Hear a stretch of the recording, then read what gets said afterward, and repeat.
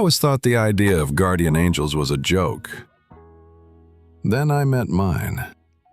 Let me start by saying I don't believe in supernatural stuff. No ghosts, no afterlife, no meant to be. I'm a practical person. I like numbers, I like facts, and I like things that can be explained with science. So if you told me a year ago that I'd be sitting here typing this story out, stone cold sober, completely serious, and telling you I met my guardian angel, I would have laughed in your face. But something happened, something I can't explain. And it all started the night I should have died. It was late November, around 1 a.m., and I was driving home from a miserable Thanksgiving dinner with my family. You know those family gatherings that leave you questioning why people stay in contact at all? Yeah, that kind. My mom cried about something I said in 2016, my uncle got drunk and ranted about politics, and my cousin tried to sell me Herbalife in between bites of stuffing. By dessert, I was done. I left early, angry and exhausted, and decided to take the long way home to cool off. The roads were dead quiet, a 2-lane highway winding through the woods, no street lights, barely any signage. Just darkness and my headlights cutting through it. And then my phone buzzed. I know, don't check your phone while driving, but it was a stupid reflex. I glanced down for half a second, that's all it took. When I looked back up, I saw the deer. It was standing in the middle of the road, wide-eyed, frozen in place. I slammed the brakes, swerved left, and lost control. The car veered off the road and into the trees. I remember the sound first, metal crunching, glass shattering, branches snapping like gunfire. Then everything went black. When I came to, I was upside down, still strapped into the driver's seat. My head hurt like hell. Blood was dripping from somewhere above my eye. The windshield was a spider web of cracks. The air smelled like gasoline and pine needles and something else. Something electrical. I panicked. The driver's side was pinned against a tree. The passenger door was crumpled. Every airbag had deployed. I was trapped. I tried to yell, but my throat felt like sandpaper. I fumbled for my phone, gone. Probably flung somewhere into the forest. That's when I saw him, a guy standing just outside the passenger window, illuminated by the headlights which were somehow still on. I couldn't see his face clearly, but I remember thinking two very specific things. He was calm. He wasn't wearing a jacket even though it was freezing. He crouched down and tapped the glass. I tried to respond, but all I could do was croak something unintelligible. He nodded like he understood. Then he moved to the back door, and it just opened. I swear to God, I don't know how. That door was crunched in from the crash, but it swung open like nothing had happened. The man climbed inside, reached across me, and unbuckled the seatbelt. I remember looking into his eyes as he did it. They were strange. Not glowing, not inhuman, but intense, like he was looking through me, not at me. He said nothing. He grabbed my arm and pulled me sideways. I thought I was going to scream from the pain, but something about his grip made it bearable. He pulled me out of the car and into the forest. Then the car exploded. Not a Michael Bay fireball or anything, but the front end burst into flames so violently it shook the ground beneath us. I could feel the heat on my back. If I'd been in there 30 seconds longer, he saved my life. I turned to thank him, and he was gone. Just like that. No footsteps, no trail, no flashlight moving through the trees, nothing. I was alone. A few minutes later, I heard sirens. Someone had apparently seen the smoke and called 911. When the EMTs arrived, they said it was a miracle I survived. The crash site was so twisted they thought they were pulling up to a fatal. They kept asking me how I got out. I told them about the man, tall, no jacket, intense stare, and they looked at each other like they'd heard it before. One of them, a woman probably in her 40s, said, "You're not the first to say that, you know, about that stretch of road." "What do you mean?" I asked. She paused, then said, "There have been a few wrecks in this area over the years. People swear someone pulled them out. Someone who vanishes." I thought she was just being nice, but I couldn't stop thinking about him. Over the next few weeks, I started asking questions. The more I asked, the stranger it got. A woman in town, her daughter had crashed on the same highway 6 years ago. Same situation, rolled vehicle, trapped. She told me her daughter swears someone pulled her out right before the car caught fire. She described the man the same way I did. Tall, calm, no jacket, intense eyes. Another guy at a gas station said his cousin had a motorcycle accident out there in 2015. Said he was losing blood fast. Someone showed up and kept him conscious until the ambulance arrived. When the EMTs got there, he was alone. All these stories, all meshing. I wanted answers. And then I found the story that changed everything. A local journalist had written a blog piece years ago about a firefighter named Caleb Turner, who died trying to rescue a family from a burning car on that exact road. He'd managed to pull one person out before the car exploded. The others didn't make it. The survivor described him as calm, tall, intense eyes. He wasn't wearing his jacket when they found him. He'd taken it off to cover the person he rescued. That was in 2001. Since then, there have been at least 8 recorded incidents where survivors mentioned a mystery man pulling them to safety. Some described him as wearing jeans and a white shirt. Some said black hoodie, but the face, always similar. Sharp features, watchful, quiet. He never speaks, never stays, just rescues and disappears. I couldn't shake it, so I went to visit Caleb's grave. I don't know what I expected, some kind of connection, clarity. What I found was this: a small tombstone with a firefighter's emblem, fresh flowers, and a note tucked underneath. It said, "You pulled me out. I'll never forget you. Jay." Someone else had been here, recently. Someone else remembered. I left my own note beside it. I don't know how or why, but thank you. You saved me too. I don't care if people believe me. I know what I saw. I know what happened. I don't know what Caleb is now, spirit, ghost, angel, whatever word you want to use. But I think he stayed behind for a reason. He wasn't done saving people. And if that makes him a guardian angel, well, I believe now. After visiting Caleb Turner's grave, something changed in me. I became obsessed. It started off as curiosity, a weird experience I couldn't explain, a brush with death followed by what looked a whole lot like divine intervention. But the more I thought about it, the less peace I felt. If Caleb was still here, still pulling people from the jaws of death, why only some? Why not all? I started tracking the stretch of highway where I crashed, Route 47 between mile markers 213 and 219. I dug up every article, accident report, and obituary I could find from the last 25 years. Not just stories where people survived. I wanted to know about the ones who didn't. That's when I found Megan Bishop. She was 24 when her car spun out on a patch of black ice and slammed into a tree. It was the same curve where I'd crashed. She died before the paramedics arrived. The report said she was wearing a seatbelt, driving below the speed limit, no alcohol involved. It was just a freak accident. A cold night, a slick road, a bad turn, and no guardian angel. I started a spreadsheet. Yeah, I know, that sounds nuts, but I needed to see the pattern. Every crash between mile 213 and 219. Red for fatalities, green for people who survived and reported a man helping them. Yellow for people who survived with no mention of anyone else. There were 29 accidents, 14 fatalities, 9 green, 6 yellow. That math bothered me.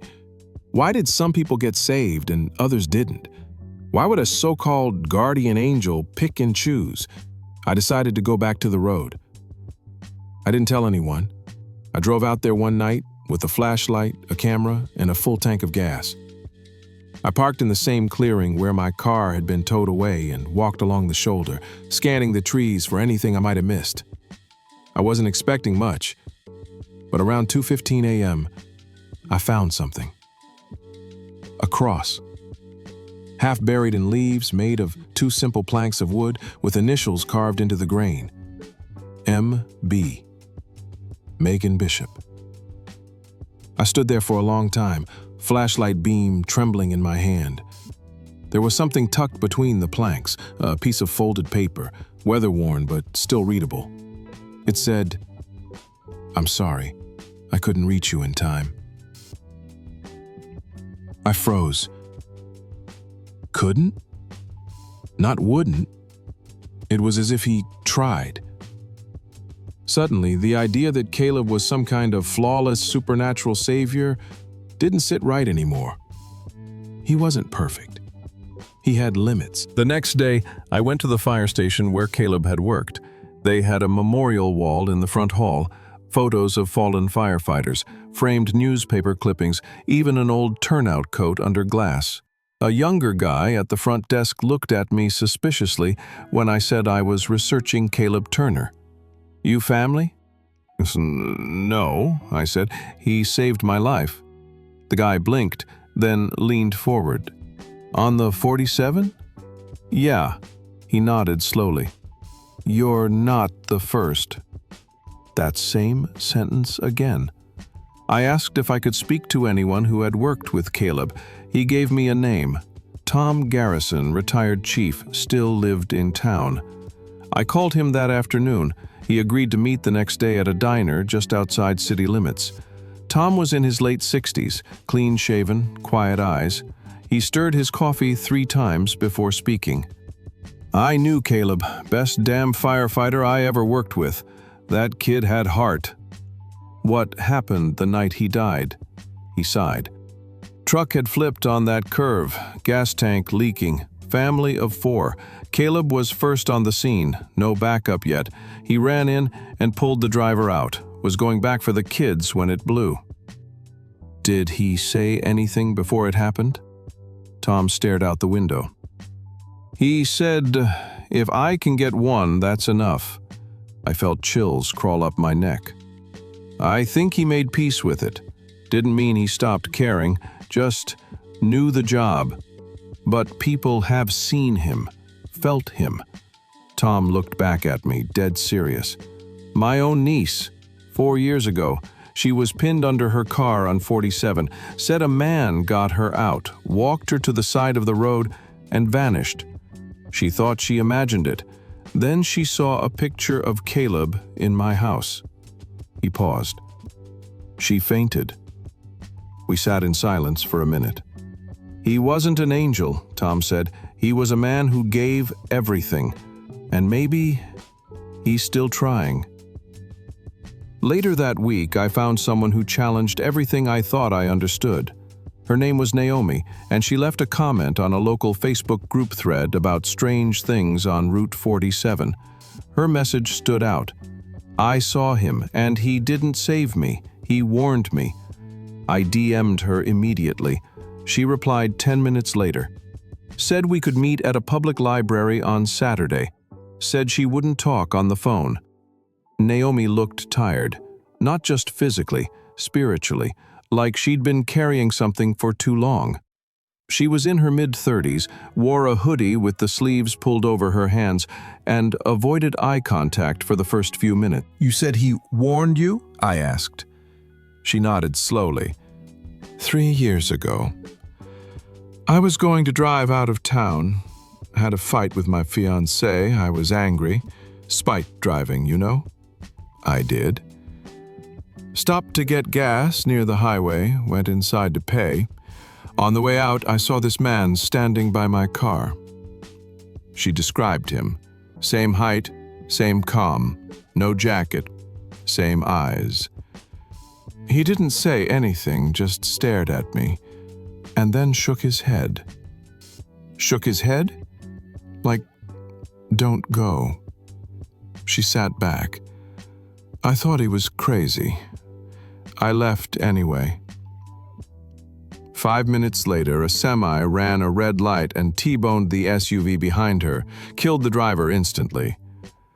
If I'd been a few seconds slower. She looked up at me finally.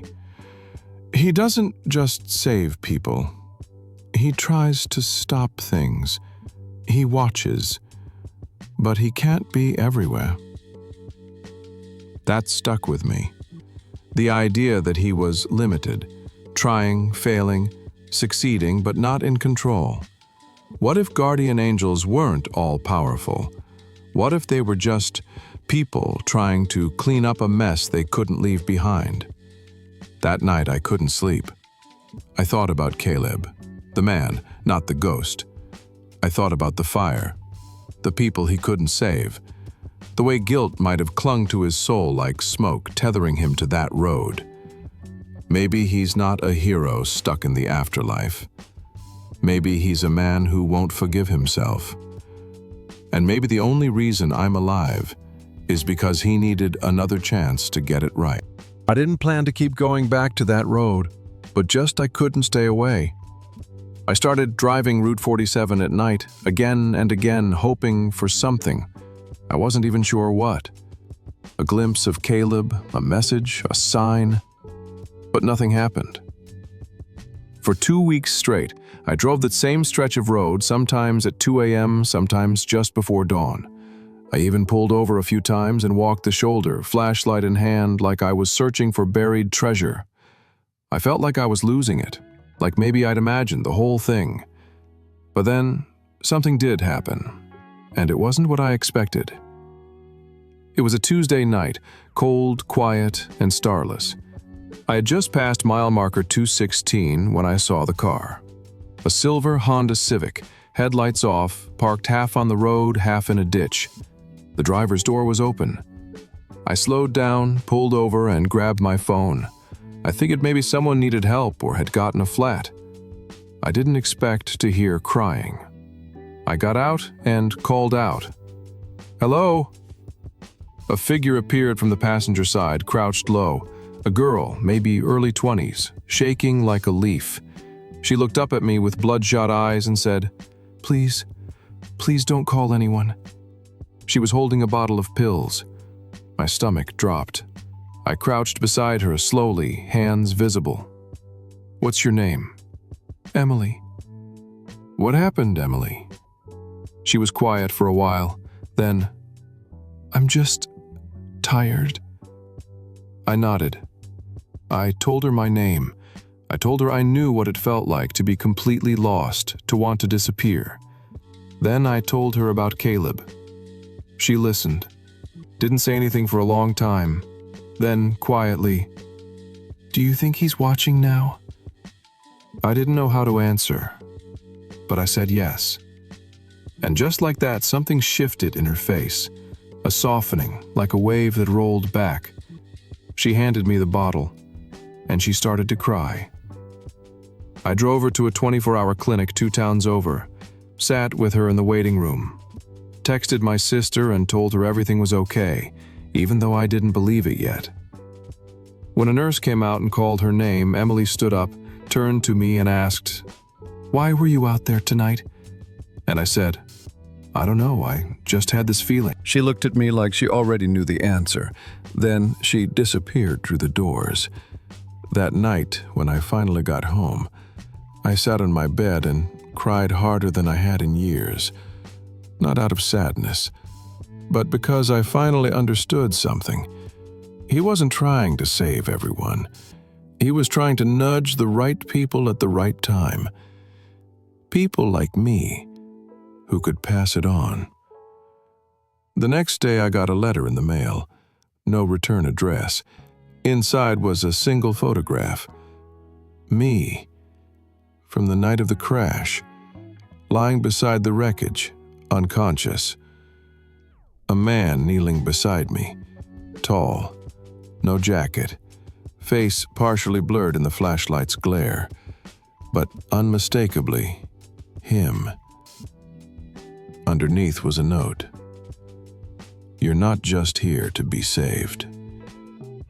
You're here to save." I checked the timestamp. It was taken minutes before the EMTs arrived, but none of them ever mentioned a photo or a third person on the scene. I flipped the picture over. Nothing.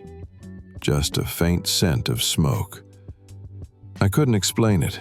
I still can't. I kept the photo in my wallet after that. Sometimes I'd take it out, not to study it, just to remind myself that something bigger was happening, that even if I didn't fully believe in fate or divine intervention, something had reached into my life and steered it back from the edge, and it wanted me to do the same. A few months later, I got another sign, this one in broad daylight. I was grocery shopping, real glamorous, I know, when I passed a kid sitting alone in front of the store. Teenager, maybe 17. Hoodie pulled low, cigarette burning down to his fingers. He looked up at me like he'd been waiting. I kept walking. But something tugged at me, so I went back, asked if he was okay. He said nothing. I sat down anyway. Told him about Emily, about Route 47, about the firefighter who didn't leave when his shift was over. He didn't cry, didn't thank me, but he put the cigarette out, nodded once, and walked away. I never saw him again, but I felt it, that pull, that echo, like someone whispering, "That's it. That's why." I don't know if Caleb is still out there, or if what I saw was just a memory burned into the fabric of that highway. But I know this: guardian angels aren't here to swoop in and fix everything. They're here to give you just enough to keep you moving. And maybe, just maybe, they hand the torch off when they're done. It's been 10 months since the crash. 10 months since Caleb Turner saved my life, and in doing so forced me to start over. Not in the dramatic movie montage way, where I start running marathons and eating kale. No, it was messier, slower, human, but real. I moved. I switched jobs.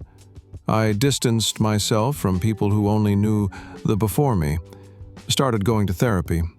Not because I believed I was broken, but because for the first time in my life, I wanted to understand why I'd ever been so comfortable teetering on the edge. The old me would have scoffed at all that, but the new me? The new me carries a photo in his wallet, the photo of a dead man kneeling next to his own body. Something changed after Emily. After I stopped her from ending her life that night on Route 47, it was like I became a magnet for people on the brink. It started with the kid at the grocery store. Then there was the woman I met at a gas station at 3 a.m., sitting in her car with the engine off and her hands shaking on the steering wheel. She told me she was just thinking, but her voice cracked like she hadn't spoken to anyone in days. I didn't say much. I just stood beside her car, talking to her like it was a normal Thursday night. Eventually, she pulled away and gave me the smallest, most exhausted smile I'd ever seen. I don't know if it changed anything, but she drove off, and that was enough. I started seeing Caleb in strangers. Not literally, I'm not hallucinating, but in subtle things. A man helping someone load groceries, a construction worker stepping into traffic to guide a blind pedestrian, a school janitor tying a kid's shoelaces without making a show of it. And I started to wonder, maybe we've all got a little of Caleb in us. Maybe a guardian angel doesn't have wings or glowing hands or a deep movie trailer voice. Maybe it's just someone who notices. I didn't expect to see him again. Not really. I thought maybe what I saw that night, the hands pulling me from the car, the message in the mailbox, the photograph, were his final gestures, ways of handing off the responsibility. I figured he'd done his part. But Caleb wasn't done, and I wasn't ready for what came next. It started with a phone call. It was a Saturday morning. I was making breakfast, read burning toast, when my phone rang. Unknown number. I almost didn't answer, but something made me pick up. Hello? Silence. Then a woman's voice. Is this Derek? Yes. "You don't know me," she said, "but I think you know my sister." "Who's your sister?" "Emily, the girl from the crash. You drove her to the clinic last fall." My chest tightened. "She told me everything," the woman said. "About the man on the road. About you." "How is she?" "She's okay. She has good days and bad days, but she's here, and she asked me to call you." "Why?" "She says someone helped her, and now she thinks you might need help too." I blinked. "What makes her think that?" "She said you're starting to fade. Said you've been carrying too much of this, that you're trying to be something you're not." I didn't know what to say. The woman paused, then, more gently, "Emily said to tell you this exactly, word for word. Ready?" I nodded, then remembered she couldn't see me. "Yeah, go ahead." She said, "He didn't save you so you'd become him. He saved you so you could be you." After the call, I sat in silence for a long time. She was right. I had started to become Caleb, not just in action, but in burden. Every time someone reached out to me or I stumbled into a situation where I could help, I felt responsible, like I owed the world something.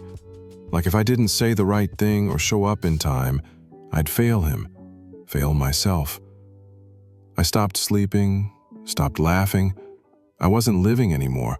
I was just reacting. Emily's words hit me like a sledgehammer. I wasn't saved to become someone else's shadow.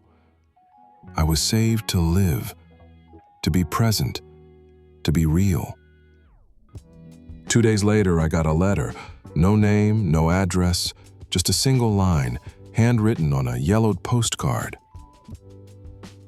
"You can't save everyone, but you can stand with them." No signature, but I didn't need one. Here's where it gets hard to write. 2 weeks ago, I was on Route 47 again. I wasn't ghost hunting this time, I was just driving home. I'd finally let go of the idea that I was supposed to find something there. That stretch of highway had become less of a shrine and more like a scar I could live with. But as I passed mile marker 215, I saw brake lights ahead. A car swerved, then another. And then I saw why.